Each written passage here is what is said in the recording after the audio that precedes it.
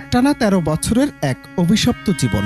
কল্পনা করুন এমন এক নরকের যেখানে আপনি বেঁচে আছেন, কিন্তু আপনার শরীর একটি পাথরের মতো নিথর। নিঃশ্বাস চলছে, স্পন্দন চলছে, কিন্তু সে নেই। ডাক দিলে তাকায় না, ব্যথায় কাঁদে না, চোখে নেই কোনো চেনা আলো। অবাক লাগলেও সত্যি, ভারতের হরিশ নামের এক যুবকের জীবনে এই অভিশাপ চলছে দীর্ঘ ১৩টি বছর ধরে। প্রশ্নটা ভয়ঙ্কর, এটা কি জীবন নাকি দীর্ঘায়িত মৃত্যু? অবাক করা সত্যি হলো, নিষ্কৃতি মৃত্যু চান বাবা মা, মানে বিশেষ ইঞ্জেকশনের মাধ্যমে ছেলের একেবারে মৃত্যু ঘটানো। ভাবছেন ছেলেকে কেন ফেলতে চাইছে বাবা মা? একটু মূল ঘটনায় আসি। ২০১৩ সালের সেই এক অভিশপ্ত মুহূর্ত হরিশকে ঠেলে দিয়েছিল ভেজিটেটিভ এস্টেটের অতল গব্বরে।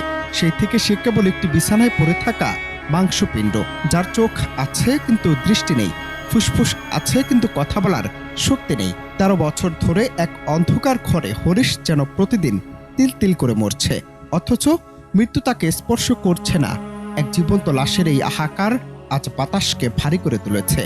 যে বাবা মা একদিন সন্তানের কান্নায় অস্থির হয়ে উঠতেন, আজ সেই বাবা মাই ঈশ্বরের কাছে প্রার্থনা করছেন, হে ভগবান, আমাদের ছেলে দাও। কি ভয়াবহ সেই পরিস্থিতি, যখন বাবা মা নিজেই সন্তানের কলিজায় চির ঘুমে যাওয়ার ইঞ্জেকশন পুশ করার অনুমতি চায়। আজ শেষ সীমানায় দাঁড়িয়ে হরিশের বাবা মা এখন আতঙ্কিত। তারা চলে যাওয়ার পর এই চলন শক্তিহীন শরীরটাকে কে আগলে রাখবে?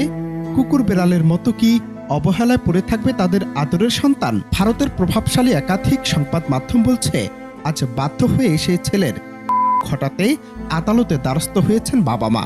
ছেলে হরিশের এই নিষ্কৃতি মৃত্যুর আবেদন কেবল একটি পরিবারের লড়াই নয়, এটি ভারতের বিচার ব্যবস্থার সামনে এক বিশাল প্রশ্নচিহ্ন। হরিশকে কোনো যন্ত্রের সাহায্যে বাঁচিয়ে রাখা হয়নি, সে প্রাকৃতিকভাবেই নিঃশ্বাস নিচ্ছে, কিন্তু তার চেতনা মৃত। আইন আর মানবিকতার এই যুদ্ধে যদি হরিশের বাবা মা হেরে যান, তবে তার চেয়ে বড় ট্র্যাজেডি আর কিছু হতে পারে না।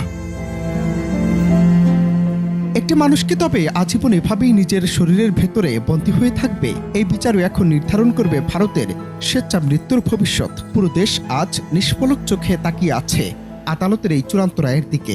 যদি আদালত অনুমতি না দেয়, তবে হরিশকে হয়তো আরো কয়েক দশক ধরে এই জীবন্ত কবরখানায় বন্দী থাকতে হবে। আর যদি অনুমতি মেলে, তবে তা হবে এক করুণ ইতিহাসের সমাপ্তি। এই মামলাটি কেবল আইনি লড়াই নয়, এটি আমাদের নৈতিকতার ভিত নাড়িয়ে দেয়া এক ভয়ঙ্কর সত্য। অনন্ত হাসান মাসুদ, বাংলা টিভি।